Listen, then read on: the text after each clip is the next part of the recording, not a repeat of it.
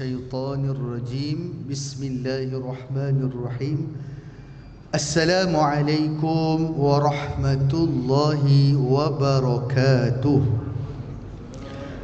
الحمد لله رب العالمين والصلاة والسلام على أشرف الأنبياء والمرسلين وعلى آله وصحبه أجمعين سبحانك لا علم لنا إلا ما علمتنا إنك أنت العليم الحكيم رب اشرح لنا صدورنا ويسر لنا أمورنا واحلل عقدة من ألسنتنا يفقه أقوالنا برحمتك يا أرحم الراحمين أما بعد فيا عباد الله اتقوا الله أوصيكم وإياي بنفسي بتقوى الله فقد فاز المتقون قال الله تعالى في كتابه الكريم أعوذ بالله من الشيطان الرجيم بسم الله الرحمن الرحيم يا أيها الذين آمنوا اتقوا الله حق تقاته ولا تموتن إلا وأنتم مسلمون. Hai orang-orang yang beriman, bertakwalah kamu kepada Allah dengan sebenar-benar takwa, dan janganlah kamu mati melainkan sebagai seorang Islam.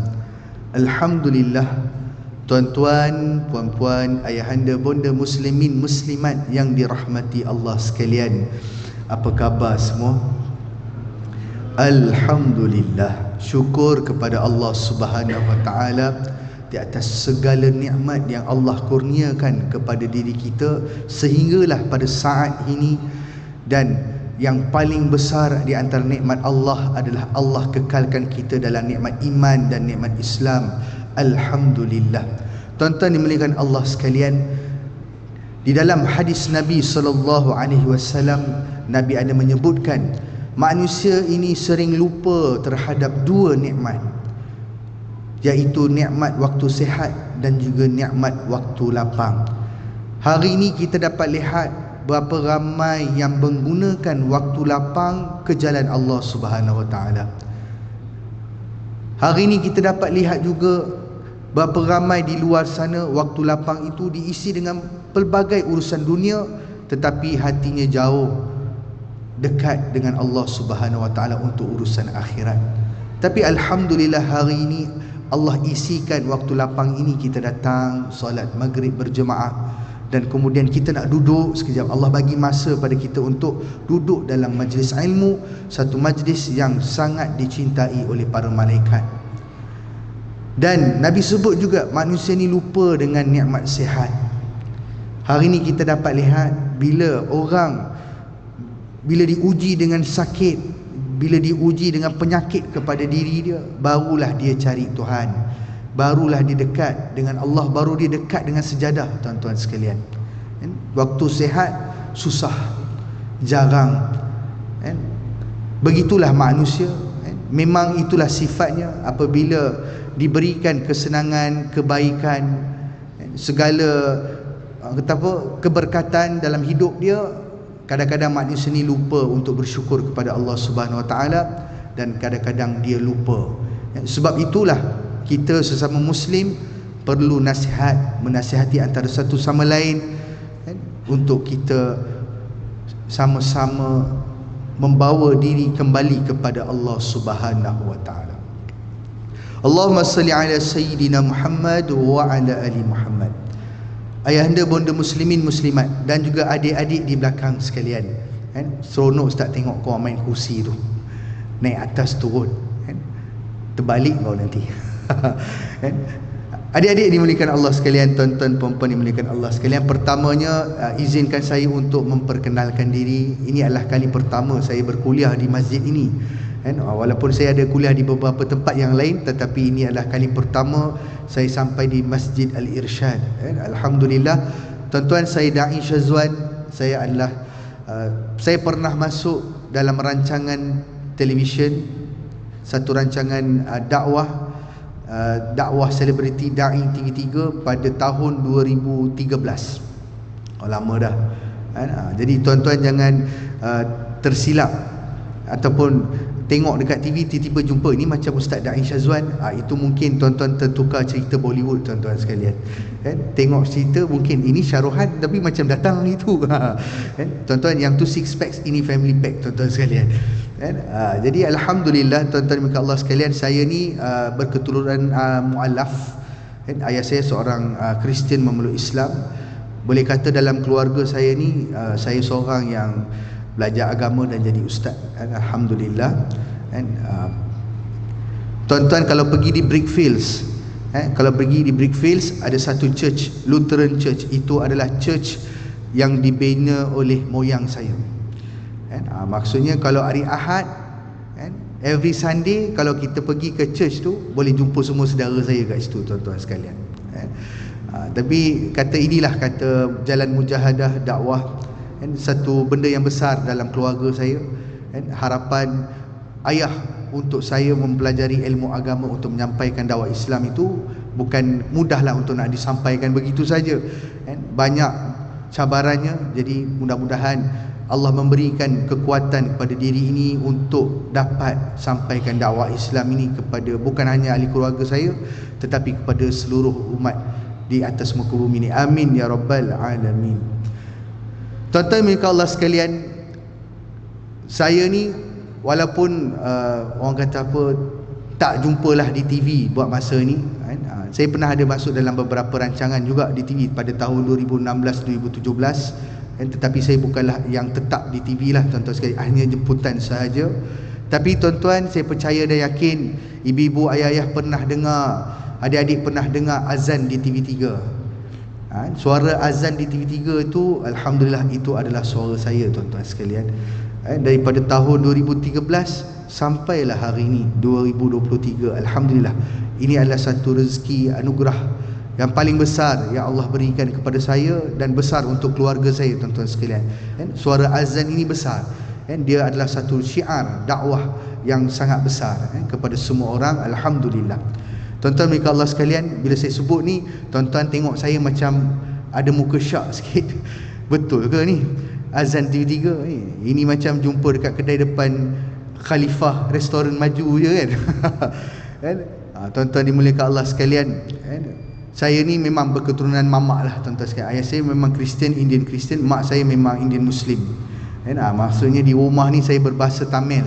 Kalau tuan-tuan boleh bahasa Tamil nanti bolehlah kita sembang nanti insya-Allah berbahasa Tamil dan bahasa Inggeris di rumah dan juga bila di luar ni berbahasa Melayu lah dengan sahabat-sahabat dan berbahasa Arab sikit-sikit lah tuan-tuan sekalian sebab saya belajar agama insya-Allah.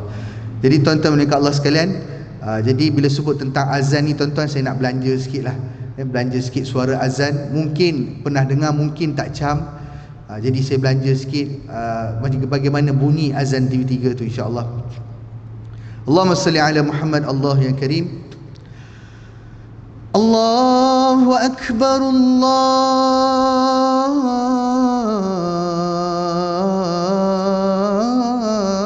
akbar. Itulah bunyinya. Lebih kurang itulah. Sama kalau sama tu saya boleh teruskan ceramah saya lah tuan-tuan sekalian. Kalau tak sama saya start kereta saya balik tuan-tuan. Allahumma salli ala Muhammad wa ala ali Muhammad. Ibu-ibu ayah-ayah sekalian yang biasa kita dengar, yang famous lah waktu nak berbuka tu, bila buka TV tu kalau dengar tu, itulah suaranya. Suara saya, alhamdulillah. Baik. Allahumma salli ala sayyidina Muhammad wa ala ali Muhammad. Tuan-tuan dimuliakan Allah sekalian, pada malam ini tajuk dia umum, tapi hari ini saya rasa saya nak kongsi dengan tuan-tuan satu tajuk yang besar, satu tajuk yang penting, tetapi ramai orang mungkin tak tahu sebenarnya apakah yang dimaksudkan dengan perkara yang saya nak sebutkan. Allahumma salli ala Muhammad wa ala ali Muhammad. Tuan-tuan dimuliakan Allah sekalian, bila kita lihat pada zaman orang Arab jahiliyah dulu, sebelum datangnya Islam, sebelum Nabi SAW sebelum Nabi kita Nabi Muhammad sallallahu alaihi wasallam menyampaikan Islam, menyampaikan Al-Quran kepada umatnya, sebelum itu orang Arab ni apakah pegangan akidah dia? Sebenarnya orang Arab ni beragama apa? Apakah pegangannya? Apakah akidahnya sebelum datangnya Islam kepada dia? Kita tahu di Kaabah pada zaman itu ada banyak berhala, sehingga 360 berhala keliling Kaabah. Bahkan ada di dalam Kaabah, tuan-tuan sekalian, kan? Ada berhala-berhala yang besar yang dinamakan sebagai Latta, Al-Uzza, Al-Manah dan sebagainya. Ada 360. Adakah mereka ini menyembah berhala ini, adakah dia sama seperti kaum Hindu contoh? Adakah dia sama seperti kaum Buddha? Ataupun adakah dia sebenarnya daripada jalur yang lain? Dan sebenarnya apakah pegangan orang Arab ini? Tuan-tuan dimuliakan Allah sekalian, kalau kita lihat kepada sirah, kalau kita tengok dalam beberapa kitab-kitab sirah, di dalam riwayat menceritakan, kita dapat tahu Kaabah ini dibina oleh siapa, tuan-tuan sekalian? Dibina oleh Nabi Ibrahim AS bersama dengan anaknya Nabi Ismail. Nabi Ibrahim ada 2 orang isteri, ada 2 anak, satu Nabi Ishaq, satu lagi Nabi Ismail AS. Dan kita tahu bagaimanakah kisah Nabi Ismail AS ketika waktu kecil ditinggalkan di satu tempat yang tempat yang tidak ada apa-apa, di tengah-tengah padang pasir, sehinggalah Nabi Ismail menangis kelaparan, dan hentakan kaki Nabi Ismail itu menyebabkan terpancar keluar air Zam-Zam, dan tempat itulah disebut sebagai tanah Arab pada hari ini, iaitu di Makkah Al-Mukarramah. Jadi keturunan Arab ini dia bermula dengan keturunan Nabi Ibrahim dan jalur daripada Nabi Ismail alaihissalam.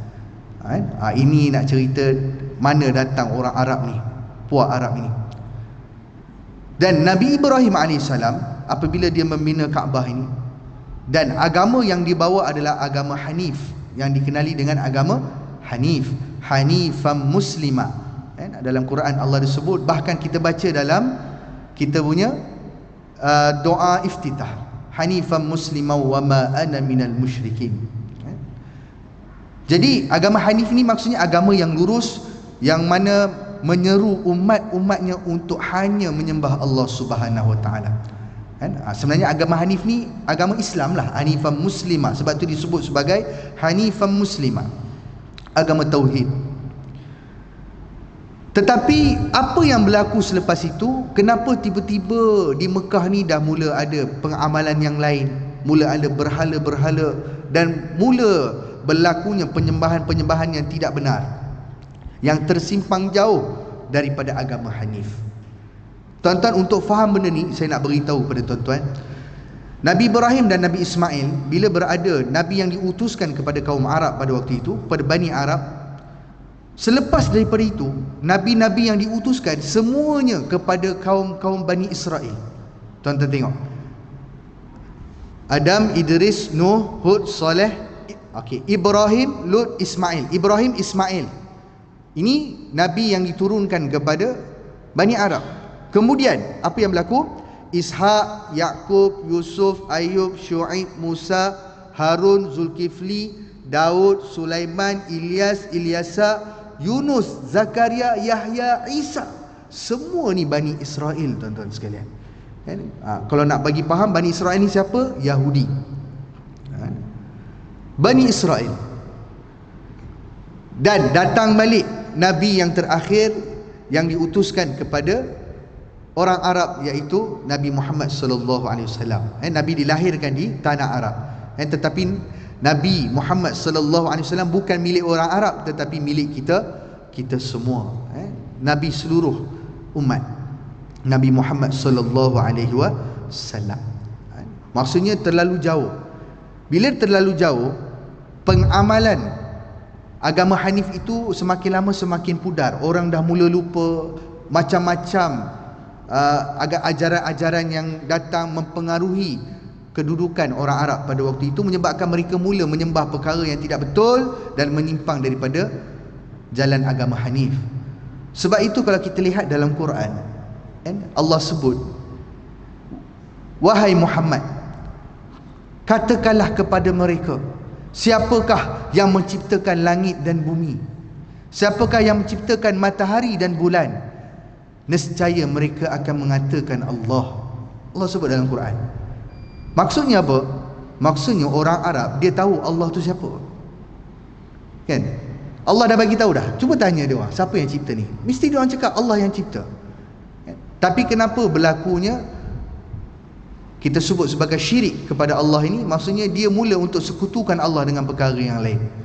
Tuan-tuan, dalam bab ini pun kita kena faham politik Arab pada waktu itu.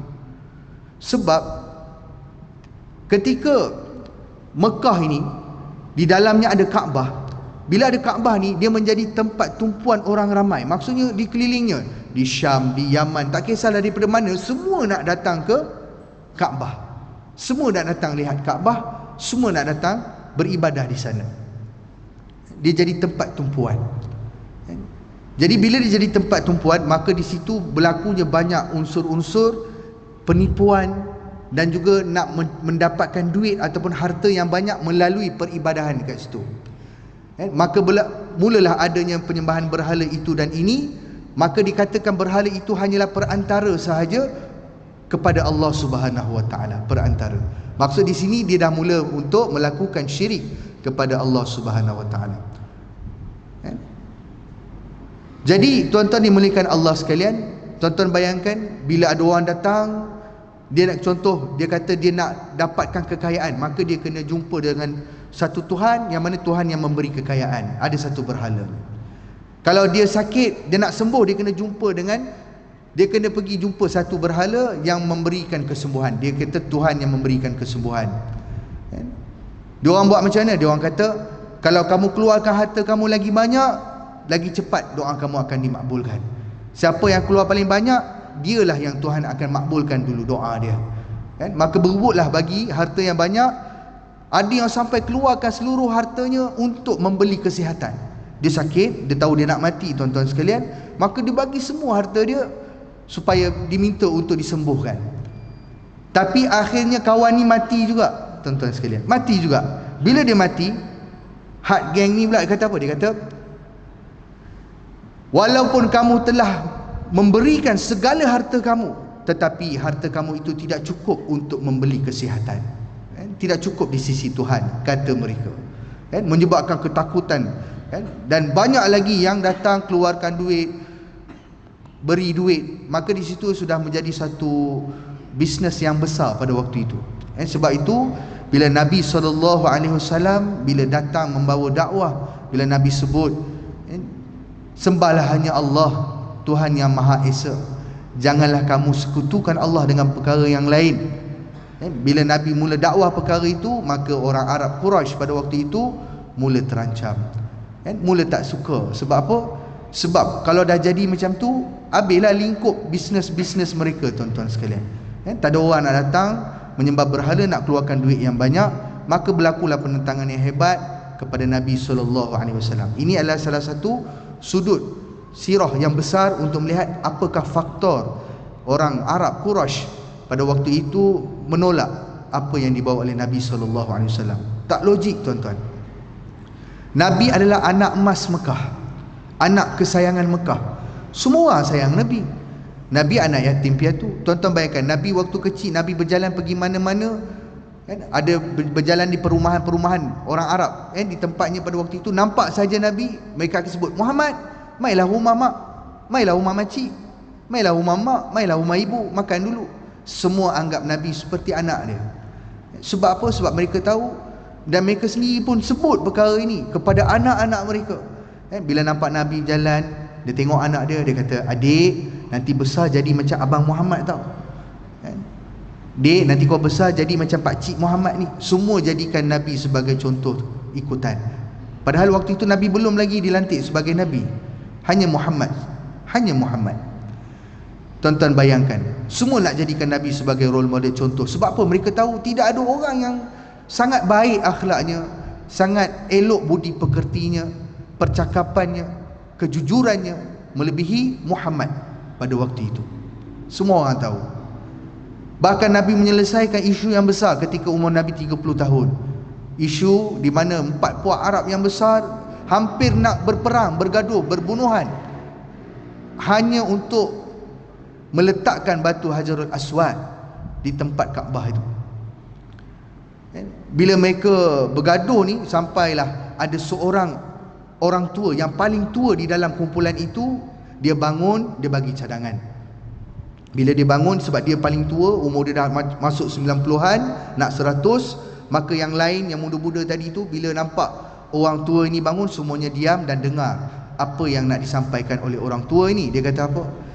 Dia kata, bagi menyelesaikan masalah ini, aku ada satu cadangan, kata orang tua ni. Dia kata, esok kita lihat siapakah orang yang pertama yang masuk daripada pintu ini, maka dialah yang akan menjadi hakim kepada perbicaraan ini.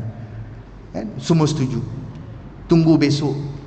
Takdir Allah Subhanahu Wa Taala yang masuk daripada pintu tu siapa, tuan-tuan sekalian? Nabi Muhammad sallallahu alaihi wasallam. Tuan-tuan mereka, bila Nabi masuk saja, baru jalan, baru buka, puak-puak ini semuanya gembira dan bersetuju dan bersuara. Kalau Muhammad yang jadi hakim, tidak ada orang yang lebih layak melainkan dia. Ya, betul, dialah orang yang paling jujur yang aku pernah jumpa. Semua orang setuju, tuan-tuan sekalian. Tuan-tuan, logiklah tuan-tuan. Contoh, katalah pagi tu bukan Nabi yang masuk, katalah orang lain yang masuk, sudah tentu akan ada juga puak yang tak berpuas hati.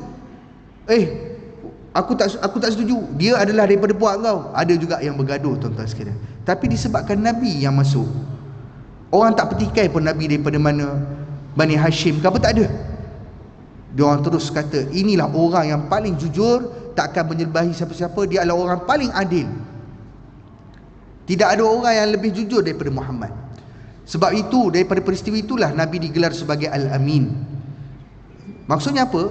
Semua orang suka Nabi, tak ada orang pun tak suka Nabi. Tapi semuanya berubah ketika umur Nabi 40 tahun. Bila Nabi mendapat wahyu, bila Nabi mula sebarkan Islam itu, bila Nabi mula sampaikan Islam, maka pada waktu itulah berlakunya penentangan yang hebat. Pada dasarnya penentangan itu bukannya daripada golongan yang hamba-hamba, tidak. Golongan hamba lah yang ramai yang memeluk Islam. Tetapi penentangan itu daripada pembesar-pembesar Quraisy, orang-orang yang hebat, orang yang tinggi pangkatnya, termasuklah bapa saudara Nabi sendiri, iaitu Abu Lahab. Dia antara orang kanan yang besar dalam pemimpin Quraisy. Sebab itu bila Nabi naik ke Bukit Safa, bila Nabi sebut, wahai saudara-saudaraku sekalian, kalau aku kata di belakang aku ni ada tentera nak serang kita ni, ada tentera berkumpul nak serang kita sekarang ni, adakah kalian percaya kepada apa yang aku katakan, kata Nabi. Tuan-tuan bayangkan, Nabi sebut saja, semua terus, Muhammad, kalau itu yang keluar daripada mulut kamu Muhammad, kami percaya. Sudah tentu kami percaya, engkau adalah orang yang paling jujur. Kau tak pernah menipu, tak pernah berbohong, tak pernah berdusta. Bayangkan. Kemudian Nabi sebut, Nabi sambung, Nabi sebut, kalau begitu wahai saudaraku sekalian, kembalilah kamu ke jalan fitrah yang benar. Sembahlah hanya Allah yang Maha Esa. Janganlah kamu sembah selain daripadanya. Bila Nabi mula bercakap begitu, tuan-tuan sekalian, semua terdiam seketika. Kenapa terdiam, tuan-tuan sekalian? Sebab semuanya terjentik hati mereka dan muhasabah. Terdiam. Sebab dia orang tahu, kalau Muhammad cakap macam ni, tak pernah menipu ni. Tak pernah menipu ni. Kalau Muhammad cakap macam ni, betul ni.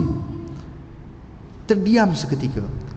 Maka kata ulama, pada waktu ketika mereka diam ini, kalaulah dia berterusan sedikit lama, sudah tentu yang berada di sana semuanya memeluk Islam pada waktu itu. Tetapi dia tidak menjadi. Sebab apa? Sebab waktu diam seketika tu, ada datang satu suara yang keras daripada belakang, iaitu suara bapa saudaranya sendiri, iaitu Abu Lahab. Abu Lahab kata, celakalah kau Muhammad, kau kumpulkan kami ni sebab nak beritahu perkara ni je, ganggu urusan kami, turun kau daripada sana. Dia halau. Nabi ni, ya Allah, Nabi ni baik. Walaupun pakciknya buat begitu, Nabi hanya senyum, Nabi tak berkata apa, Nabi tak lawan balik, Nabi turun. Maka Suasana itu sudah rosak dan menyebabkan suara Abu Lahab ni menyebabkan pecah semuanya. Maka semua orang mula bekerja, buat kerja hal masing-masing. Nabi pun dah turun. Kan? Kata ulama, kalaulah Abu Lahab tak ada dekat situ hari itu, tuan-tuan sekalian, sudah tentu yang ada dengar ini sudah memeluk Islam barangkali. Kan? Sebab itu Nabi Muhammad sallallahu alaihi wasallam. Sebab itu saya sebut antara perkara yang menjadi pendorong atau faktor yang besar mereka menentang ni adalah sebab politik yang ada di Mekah pada waktu itu, dan juga penguasaan mereka pada Mekah pada waktu itu, dan berhala yang ada di sekeliling Kaabah pada waktu itu. Sebab tu bila Allah tegur dalam Al-Quran, Allah kata, tanyalah siapa cipta langit dan bumi. Allah dah bagi jawapan. Nescaya mereka akan mengatakan Allah. Allah dah bagi confirm dia orang cakap Allah. Sebab dia orang tahu Allah tu siapa. Maksudnya mereka tahu Allah tu siapa sebab mereka ni, dasar mereka itu adalah agama Hanif. Dasar itu agama Hanif. Cumanya disebabkan agama Hanif itu terlalu jauh. Kan saya sebut tadi Nabi Ismail, kemudian sampailah Nabi Muhammad ni, jarak dia terlalu jauh menyebabkan pengamalan itu kurang. Saya bagi contoh lah tuan-tuan sekalian. Saya bagi contoh, katalah kita cerita dekat anak-anak kita kan. Kita cakap dengan anak-anak kita, dia belajar di sekolah, sudah tentu dia belajar bab solat jenazah contoh. Tapi anak-anak kita ni mungkin dia bukan mungkin dia jarang nak solat jenazah ni tuan-tuan sekalian. Kan kita ialah kita besar-besar kita pergi kan. Yang anak-anak ni dia tak pergi pun kan. Mungkin dia tak tahu, mungkin dia tak ingat, jarang sangat. Kan? Kalau kita panggil dia kan, kita saja nak uji dia. Solat jenazah ni ada berapa rakaat? Kita tanya dia. Kan? Dia pun main jawab je, 2 rakaat, 4 rakaat. Sedangkan solat jenazah ni tak ada rakaat pun tuan-tuan sekalian. 4 takbir. Nampak? Dia tak tahu. Sebab apa? Sebab tidak ada pengamalan. Tak biasa buat. Cuba tuan-tuan bayangkan, Nabi Ibrahim di mana, Nabi Ismail di mana nak pergi Nabi Muhammad. Dan pada waktu itu terlalu jauh. Dan pada waktu itu Allah turunkan kepada nabi-nabi kepada Bani Israel. Ada Nabi Musa, ada Nabi Isa. Nabi Musa kitab Taurat, Nabi Isa kitab Injil, Nabi Daud kitab Zabur. Tetapi orang Arab pada waktu itu, mereka di sana, mereka mengamalkan agama Hanif yang pudar. Ada sebahagian keluarga yang masih berpegang kepada agama Hanif. Dia masih berpegang kepada agama Hanif, cumanya dia tak tahu bagaimana untuk beribadah dalam agama Hanif. Ada beberapa perkara yang dia tahu. Begitulah dalam kitab riwayat sirah yang lain menceritakan bila bab apa yang Nabi buat di Gua Hira. Bila Nabi berkhalwah, Nabi beruzlah di Gua Hira, Nabi beribadah kepada Allah. Kalau kita baca dalam kitab itu disebut Nabi beribadah, beruzlah, bersendirian dengan Allah Subhanahu Wa Taala, beribadah kepada Allah. Orang tanya, Nabi ibadah apa? Mana ada lagi waktu tu solat ke apa? Belum lagi. Apa yang Nabi buat? Itu dalam satu bab yang lain. Kalau tuan-tuan nak tahu, dalam satu bab itu ada satu riwayat menceritakan Nabi beribadah dengan ibadah agama Hanif. Riwayat agama Hanif, tetapi ibadah yang macam mana ada perbincangan yang luas di sana. Yang tu saya tak nak sentuh hari ni. Kalau sentuh yang tu dia jadi bab yang lain. Tapi jawapan dia kat sini adalah keluarga, contohnya keluarga Siti Khadijah, keluarga Sayyidina Abu Bakar As-Siddiq, dan juga beberapa keluarga-keluarga sahabat yang lain. Mereka ini berpegang kepada agama Hanif.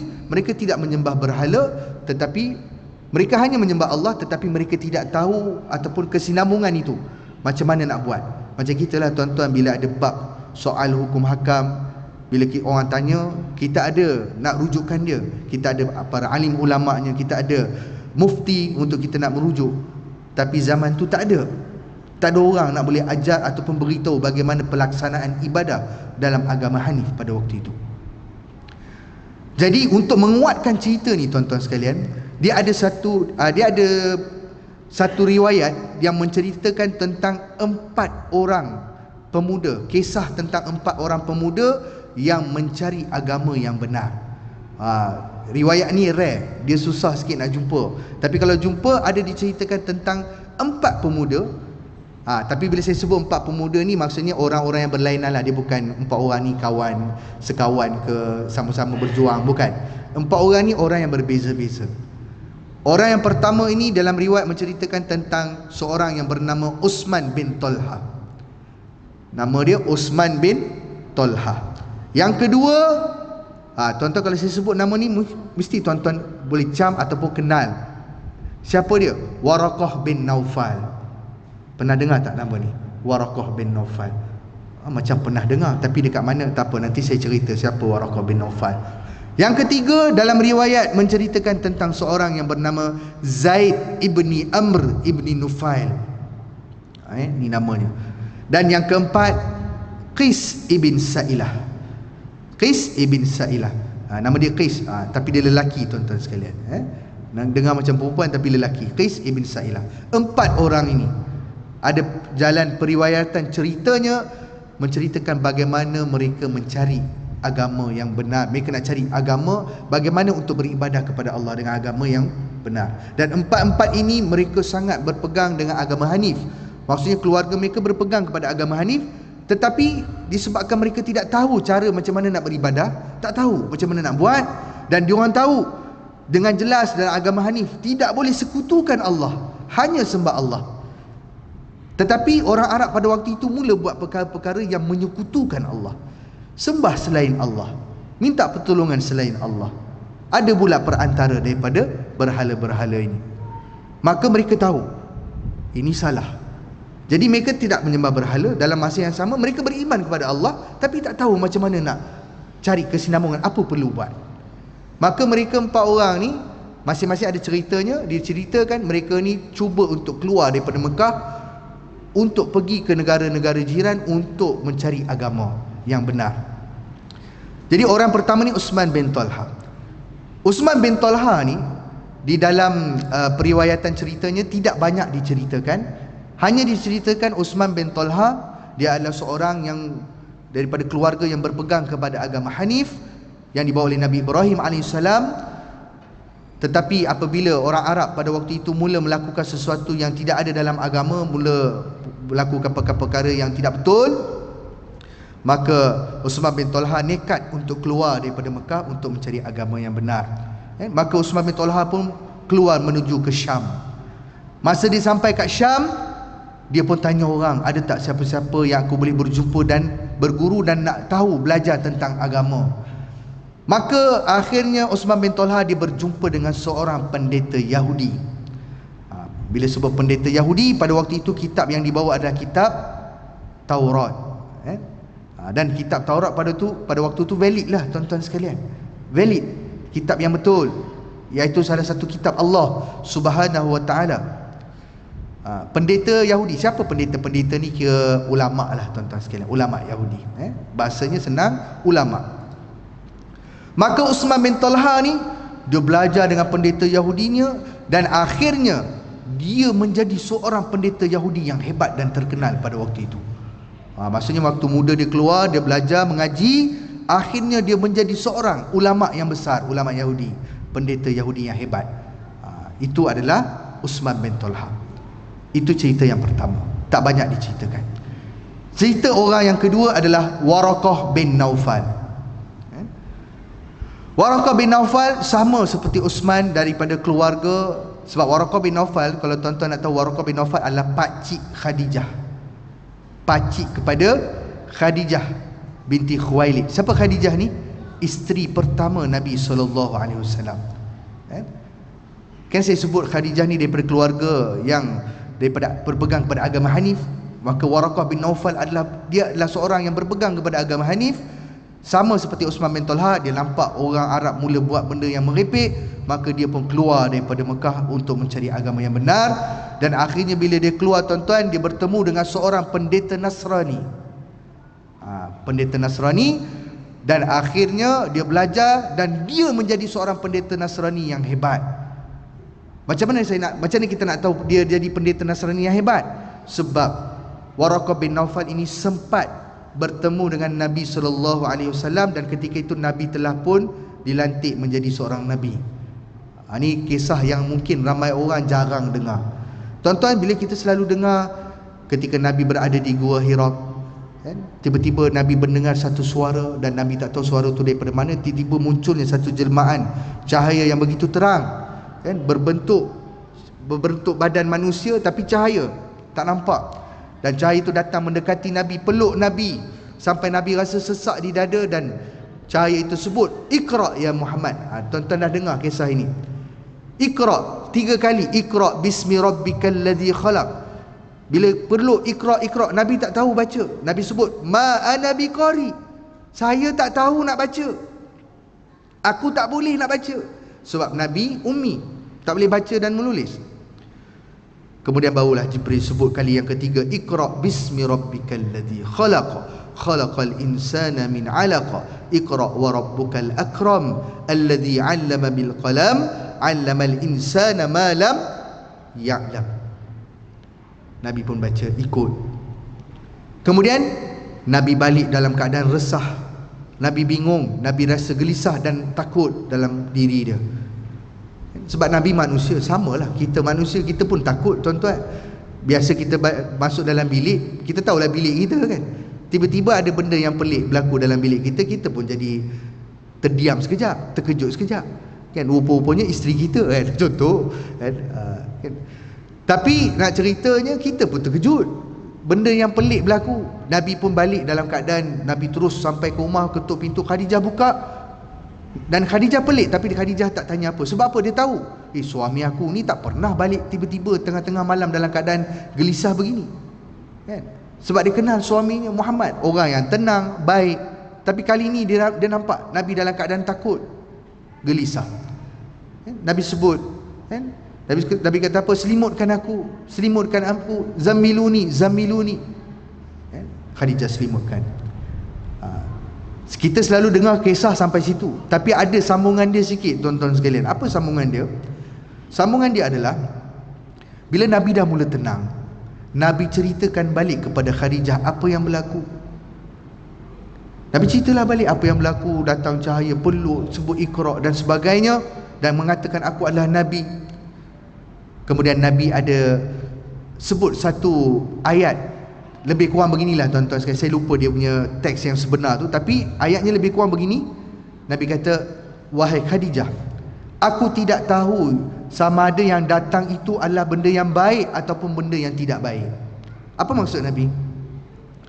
Maksudnya Nabi tak tahu yang datang tu adakah memang malaikat ataupun yang bukan malaikat. Maksudnya yang syaitan, adakah dia syaitan ataupun itu malaikat.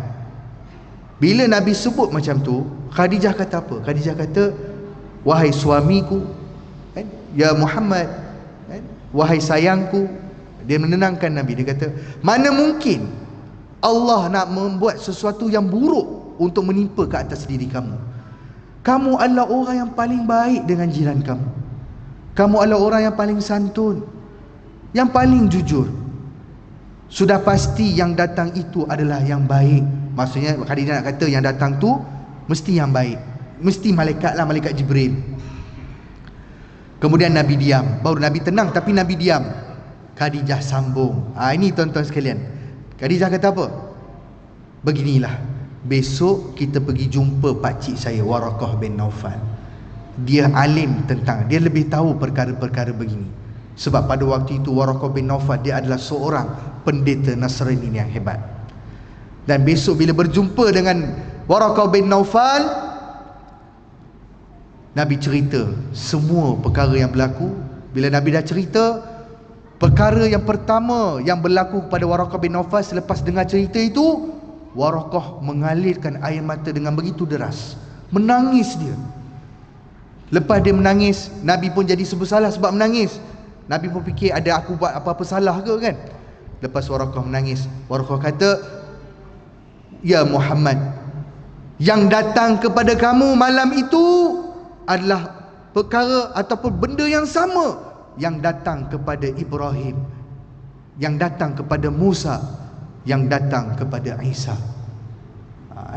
Maksudnya Waraqah bin Naufal nak sebut yang datang tu Jibril tu adalah orang yang sama yang datang kepada Nabi Musa, Nabi Ibrahim, Nabi Isa dan juga nabi-nabi yang lain. Dan Waraqah kata, memang benar engkaulah Rasul, Nabi dan Rasul, penutup sekalian Nabi. Kemudian Waraqah bin Naufal disebut, kalaulah umur aku ni panjang lagi, kalaulah aku ada kekuatan, umur aku ni boleh panjang lagi, sudah tentu aku akan membela kamu Muhammad.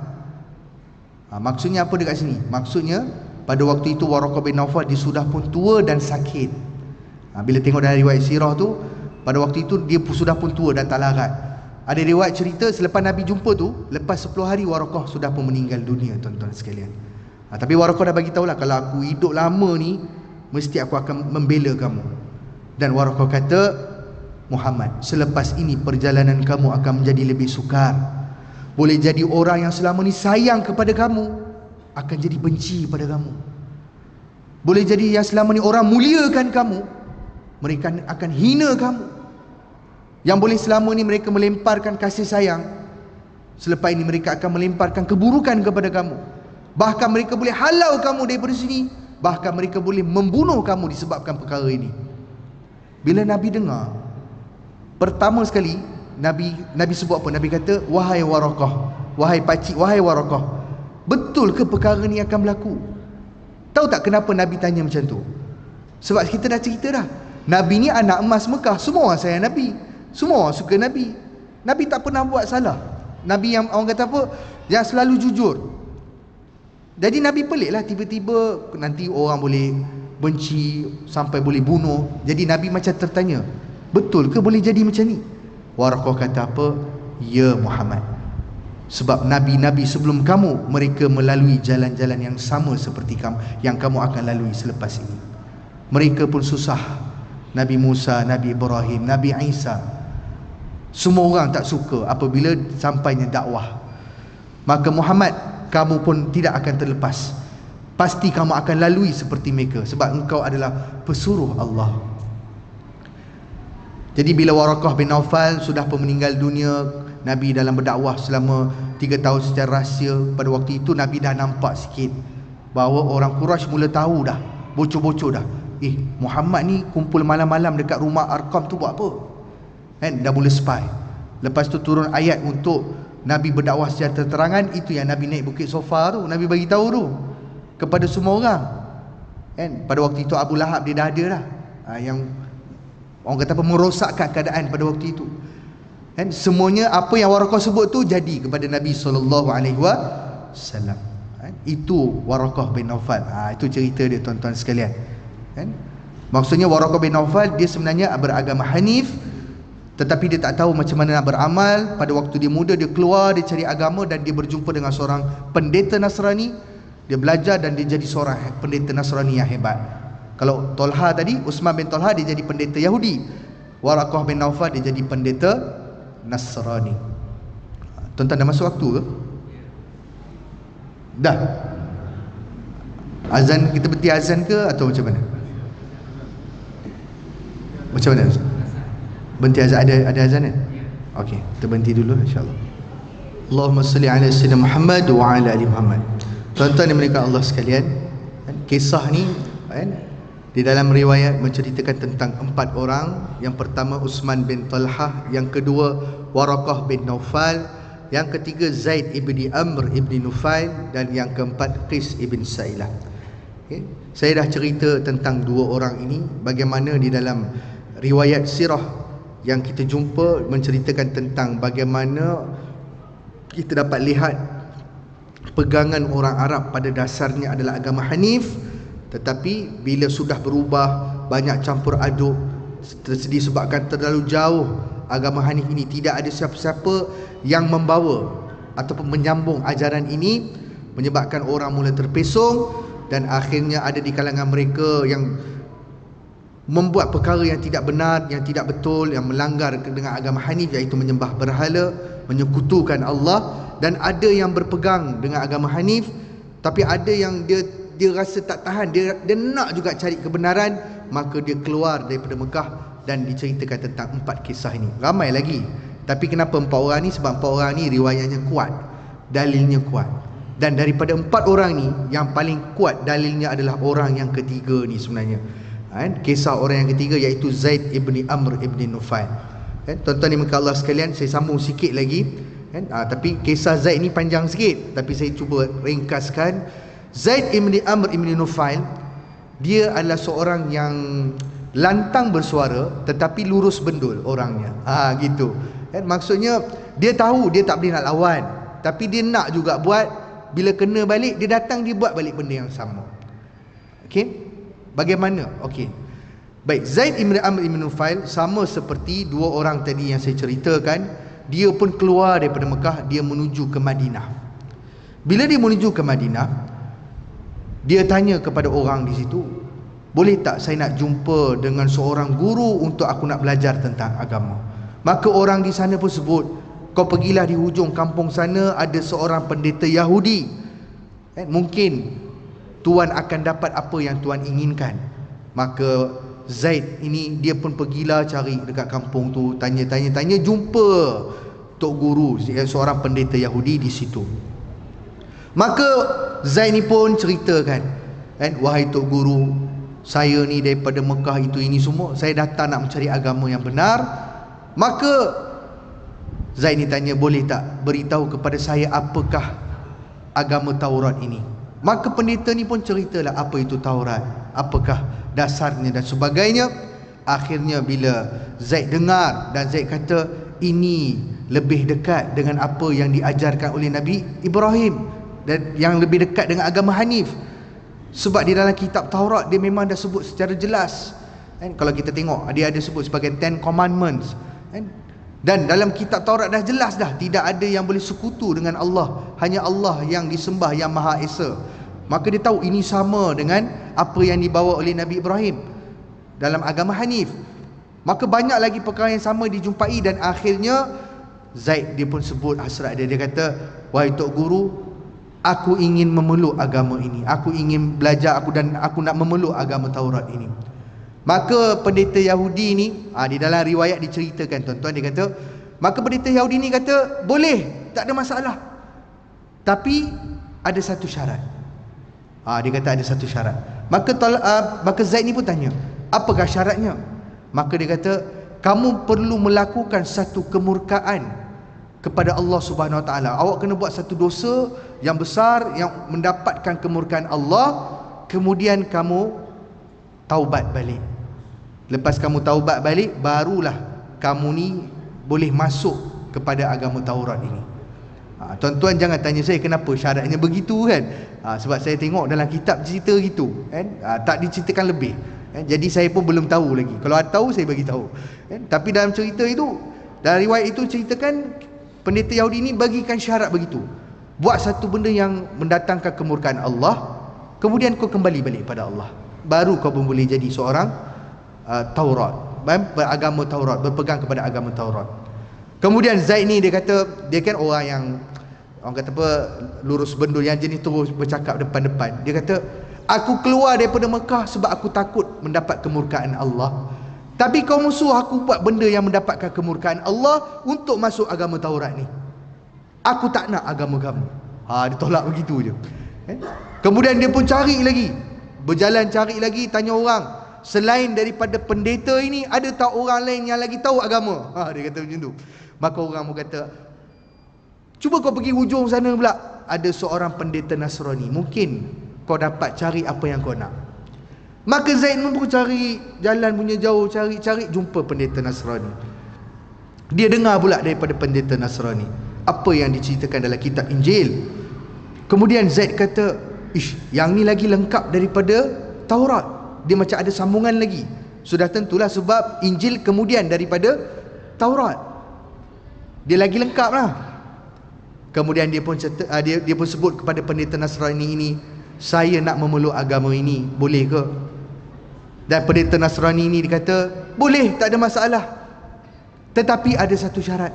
Yang ni pun ada bagi syarat. Apakah syaratnya? Syaratnya adalah kamu kena buat satu perkara yang akan menyesatkan diri kamu dulu. Kamu kena jadi sesat dulu, kemudian kamu kembali balik ke pangkal jalan yang benar, barulah kamu boleh masuk dalam agama Nasrani. Lagi sekali tuan-tuan saya sebut, tuan-tuan jangan tanya kepada saya kenapa syaratnya begitu, sebab dalam kitab disebut begitu. Maka lagi sekali Zaid kata, aku keluar daripada Mekah sebab aku tak nak sesat dengan apa yang dilakukan oleh orang Mekah, orang Arab. Tapi kamu suruh aku sesat, sudah tentu aku tak nak agama ini. Maka dia pun tak nak, dan akhirnya dia balik semula ke Mekah. Yang tadi Uthman bin Talha, Waraqah ni mereka dah jadi pendeta. Wallahu alam. Dalam cerita dewa ni, saya tak tahu sama ada diberikan syarat begitu, wallahu alam. Tapi dalam cerita Zaid ini dia ceritakan syaratnya. Maka dia tolak, dia patah balik ke Mekah. Tuan-tuan dimuliakan Allah sekalian, di dalam riwayat menceritakan dialog yang mana bila Zaid ni dia masuk balik Mekah dalam keadaan hampa. Dia rasa macam sedih sebab tak dapat cari agama yang benar. Maka akhirnya bila dia masuk balik ke bumi Mekah, dia pandang atas, dia kata, Allah, ya Allah, Engkau adalah saksi, aku telah mencari agama tetapi aku tidak temukan agama yang benar. Maka ya Allah, Engkaulah saksi bahwasanya aku berpegang kepada agama Hanif ini, walaupun ya Allah aku tak tahu macam mana nak ibadah. Tahulah sikit-sikit kan benda-benda yang penting, tapi tak tahu selepas itu nak buat apa. Ya Allah, aku tak tahu, tapi ya Allah, Engkaulah bukti, Engkaulah saksinya, aku adalah seorang yang berpegang kepada agama Hanif dan aku akan mati dalam agama Hanif ini. Aku tidak akan sembah selain daripada-Mu ya Allah. Dia kata begitu. Dan Zaid ini bila dia pergi, dia suka bersandar di Kaabah. Ni Kaabah, dia suka bersandar di Kaabah. Dan pada waktu itu orang Arab dia melakukan tawaf. Ni saya nak sebut ni. Orang Arab jahiliah mereka melakukan tawaf. Kalau tuan-tuan baca dalam Quran, Allah ada sebut perbuatan keji, terkutuk mereka ini apabila mereka bertawaf. Mereka bertawaf sambil bertepuk dan bersiul. Tuan-tuan cuba cari balik dalam ayat Quran, cuba baca, cuba cari ayat ini. Ada dalam Quran Allah sebut tentang perangai orang Arab ini. Mereka ni dah melampaui batas. Mereka ni bila bertawaf, mereka bertepuk dan bersiul. Dan the best part is, tuan-tuan sekalian, mereka bertalbiah. Apa talbiah dia? Labbaik Allahumma labbaik, labbaik la syarika laka labbaik, innal hamda wan ni'mata laka wal mulk la syarika lak. Mereka sebut benda ni. Maksudnya memang benarlah dia orang tahu siapa Allah ni. Tetapi dia orang tambah lagi 2 ayat di belakang. Talbiah ni siapa yang ajar? Nabi Ibrahim alaihissalam. Talbiah ni daripada Nabi Ibrahim sampailah kita hari ni umat Islam. Nabi kita ajarkan kepada kita untuk talbiah mengikut talbiah Nabi Ibrahim. Tapi orang Arab pada waktu itu dia orang talbiah juga, tapi dia tambah, pandai-pandai bagi tambah 2. Apa dia tambah? Kalau kita tengok labbaik Allahumma labbaik, labbaik la syarika laka labbaik, tidak ada apa-apa yang boleh sekutukanmu ya Allah. Innal hamda wan ni'mata laka wal mulk, segala kebaikan, kepujian semuanya hanyalah kepadamu ya Allah. La syarika lak, tidak ada yang sekutu denganmu. Dia dah sebut dah ni. Tapi ditambah 2 ayat. Apa dia? Illa syarikan huwalak tamlikuhu wa ma walak. Ni ditambah. Apa maksud dia? Illa syarikan huwalak tamlikuhu wa ma walak. Maksudnya, ya Allah, kecuali berhala-berhala ini ya Allah, mereka ni hanyalah perantara sahaja bagi kamu. Dia dah sebut dah, tidak ada yang boleh sekutu, Engkaulah Tuhan. Tetapi ya Allah, berhala-berhala ini hanyalah sekutu, hanyalah perantara sahaja kepadamu. Tetapi ya Allah, Engkau juga yang berkuasa di atas mereka ni. Dia macam cover balik. Dia kata dia just perantara, tapi dalam masa sama kita nak bagi tahu, tapi ya Allah, Engkau yang berkuasa, Kau yang maha berkuasa. Mereka ni tak ada apa-apa pun, tapi dia orang ini perantara sahaja. Maksudnya inilah yang dinamakan syirik. Hari ni kita kena hati-hati dengan perkara syirik. Apabila kita minta selain daripada Allah Subhanahu Wa Taala, maka boleh jatuh syirik. Jadi inilah yang dilakukan oleh orang Arab. Jadi bila mereka talbiah, mereka tambah 2 ayat ni, Zaid dia akan jerit. Dia kata apa? Wahai kawan-kawan, wahai saudara-saudaraku sekalian, mengapa kamu buat sesuatu yang tidak ada dalam agama? Kenapa kamu tambah-tambahkan perkataan yang tidak sepatutnya ada? Bila dia jerit macam tu, kan orang ramai datang, orang luar datang, orang talbiah dan sebagainya. Bila dia jerit macam tu, ada pengawal yang ada, dia tengok dia ni Zaid ni banyak cakap, dia datang hempuk dia, tuan-tuan sekalian. Pukul dia, hempuk dia sampai lunyai. Balik rumah, besok dia dah sihat, dia datang balik, dia buat benda yang sama, dia sandar balik, dia nampak benda tak betul, dia tegur. Dan kena pukul balik. Dan peristiwa ini direkodkan ketika itu Nabi SAW. Nabi sendiri yang cerita benda ni. Aku melihat, waktu itu umur Nabi lebih kurang 36 ke 37 tahun. Waktu itu Nabi belum menjadi Nabi lagi, belum dapat wahyu lagi. Tapi Nabi sebut, aku ingat satu ketika Zaid aku selalu melihat dia bersandar di pintu Kaabah, di dinding Kaabah, dan dia akan menegur apabila mereka melakukan talbiyah dengan menambah-nambah apa yang tidak ada dalam agama Hanif, kata Nabi SAW. Tapi memang betul, memang takdir Allah Subhanahu Wa Taala. Mungkin Allah dengar doa Zaid ni. Waktu umur Nabi lebih kurang dah 39 gitulah tuan-tuan sekalian, tak silap saya, Zaid ibni Amr dia meninggal dunia tuan-tuan sekalian. Kalaulah Allah panjangkan sikit umur dia, mungkin dia dapat bertemu dengan agama yang benar, iaitu Islam. Tapi sebab dia dah janji, dia kata, ya Allah, aku akan hidup dan aku akan mati dalam agama Hanif, maka Allah matikan dia sebelum datangnya Islam itu. Allah pelihara dia lah.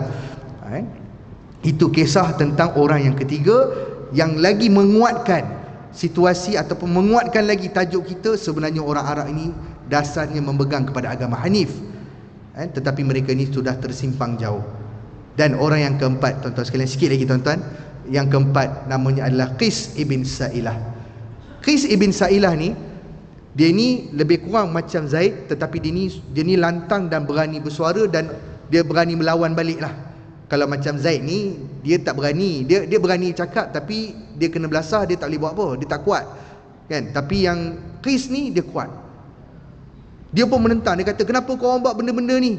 Mana ada buat benda-benda ni dalam agama ni? Dia ni orang yang jenis lantang sikit. Sampailah satu ketika pemimpin Quraisy tak tahan dengan dia ni. Dia kata, Qis, kami buang kau daripada Mekah, keluar daripada Mekah. Kalau kau ada dekat sini lagi, kami akan tangkap kamu, masuk dalam penjara selama-lamanya. Ini menyebabkan Qis terpaksa keluar daripada Mekah. Maka dia duduk di bahagian hutan-hutan, di bahagian hutan-hutan di tanah Arab pada waktu itu. Kan ada orang Arab Badui kadang-kadang berjalan ikut jalan padang pasir. Itu jalan padang pasir yang biasa. Dia ada juga jalan yang shortcut ikut jalan-jalan hutan. Tapi bukan semua orang boleh ikut jalan tu. Sebab kalau ada harimau, ada singa, boleh baham kita kan. Tapi Qis dia duduk dekat area hutan.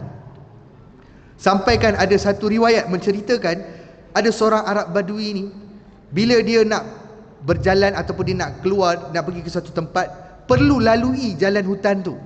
Maka dia pun hire ataupun dia pun upah Qis ibn Sa'ilah ni. Sebab apa? Sebab Qis ni dia dah lama duduk dekat hutan tu. Maksudnya dia duduk kat hutan, dia pun buat cari duit jugalah. Maksudnya dia nak hidup. Mungkin ada Arab-Arab Badui yang lalu kat situ, nak ikut jalan shortcut, nak pergi situ sini, maka dia pun boleh tunjuk jalan dalam hutan tu. Dan Qis ibn Sa'ilah ni, kalau masa saya baca riwayat ni, kalau nak bagi faham pada tuan-tuan, kehidupan dia dengan hutan ni, dalam jungle ni dah biasa. Maksudnya ibarat dia macam Tarzan lah tuan-tuan sekalian. Sebab apa saya sebut Tarzan? Sebab dalam riwayat menceritakan, ada satu kumpulan ini bila keluar dengan Qis ni, mereka nampak Qis sedang minum air daripada satu tempat, satu takungan air, satu tempat, dan di sebelah Qis itu ada seekor singa sedang minum air di sebelah dia. Dan orang Arab ni dia dah takut dah. Dia dah menyorok dah ni. Dan Qis minum air, singa tu minum air di sebelah, dan Qis bangun, ketuk belakang singa ni. Ibarat macam kita lah, member kita sentuh bahu dia kan, dia sentuh, dia pukul belakang singa ni. Dia kata apa? Dia kata, cukup, jangan minum banyak sangat, nanti kawan kau kat belakang tak cukup. Kawan tu maksudnya singa-singa yang lain lah kan. Maksudnya dia biasa dengan binatang situ. Maksudnya binatang buas pun tak makan dia lah. Maksudnya ibarat macam dah kira macam kawan lah dekat dalam hutan tu kan. Dan peristiwa ni diceritakan oleh Arab Badui ni. Dia kata dia terkejut kan, dah takut dah bila Qis buat tampar di belakang singa tu. Dia dah takut dah, habislah ni, kena baham lah ni, habislah kepala dia ni kan. Tengok-tengok tak jadi. Singa tu dengar cakap, pergi singa lain yang datang ke depan. Pada waktu itu kita dapat lihat, Qis ni dia dah jadi orang hutan lah. Dia dah jadi orang yang dah biasa di dalam hutan. Itu yang saya sebut Tarzan tadi tu tuan-tuan sekalian kan? Maka dalam riwayat cerita tentang Qis tak banyak diceritakan. Cuma diceritakan yang dia melantar ni, dia berani menyuara, dan akhirnya dia dibuang lah daripada Mekah. Dan kehidupan dekat di hutan tu macam mana, sikit gitu. Jadi itulah kisah tentang 4 orang yang saya ceritakan. Iaitu yang pertama Uthman bin Talha, yang kedua Waraqah bin Naufal, yang ketiga Zaid ibni Amr ibni Nufail, dan yang keempat Qis ibn Sa'ilah. Ini 4 orang. Jadi kita dah tahu, dulu orang pernah tanya, mak ayah Nabi meninggal masuk mana kan? Syurga ke neraka? Dulu kan orang pernah tanya soalan gini kan. Apakah agama mereka ni? Belum ada Islam lagi dan sebagainya. Jawapan dia adalah kita dapat tahu pada malam ini. Orang Arab base memang agama ni berpegang pada agama Hanif, dan ada sebahagian yang keluar mencari agama, ada yang Taurat, ada yang Nasrani, ada. Sebab kita kena faham di negara Arab itu sendiri, di Madinah itu sendiri ada puak-puak Yahudi yang dah ada di situ. Kan? Adanya kitab, ada yang ajaran Taurat dan ajaran Nasrani, ada. Tetapi yang paling kuat agama dasar itu adalah agama Hanif. Tetapi selain daripada itu, bila dah berlakunya campur aduk, ramai yang datang, ketinggalan orang kata apa, fasa zaman yang terlalu jauh, kan, untuk Allah nak turunkan seorang nabi di tanah Arab itu, menyebabkan mereka ni terpesong. Akhirnya berlaku banyak penambahan amalan yang tidak ada dalam agama Hanif, maka ditambah-tambah. Sebab tu Mekah tetap ada, mereka tetap melakukan tawaf, mereka tetap talbiyah, tetapi mereka menambah-nambahkan adat-adat yang tidak ada, ataupun yang kita sebut sebagai amalan-amalan ibadah yang sepatutnya tidak ada, mereka tambahkan. Yang menyebabkan mereka ni sudah terpesong jauh. Sebab tu bila datang Islam, Nabi sebut, bila bawa Islam itu, Nabi kata apa? Nabi bukan bawa benda yang baru, apa yang telah disampaikan oleh para Nabi dan Rasul sebelum ini, iaitu agama Tauhid, menyembah hanya Allah Subhanahu wa ta'ala. Wallahu a'lam bissawab. Mudah-mudahan perkongsian pada malam ini dapat memberikan ilmu dan juga pengajaran buat diri kita semua. InsyaAllah bolehlah kita sampaikan kepada anak-anak, isteri kita di rumah, insyaAllah. Wallahu a'lam bissawab. Yang baik daripada Allah, yang buruk itu di atas kelemahan diri saya ini, maka kita tangguh pengajian malam ini dengan membaca kafaratul majlis dan suratul Asr. Subhanakallahumma wa bihamdik, asyhadu an la ilaha illa anta, astaghfiruka wa atubu ilaik. Bismillahirrahmanirrahim. Wal 'asri innal insana lafi khusr illa alladhina amanu wa 'amilus solihat wa tawasaw bil haqqi wa tawasaw bis sabr. Assalamualaikum warahmatullahi wabarakatuh.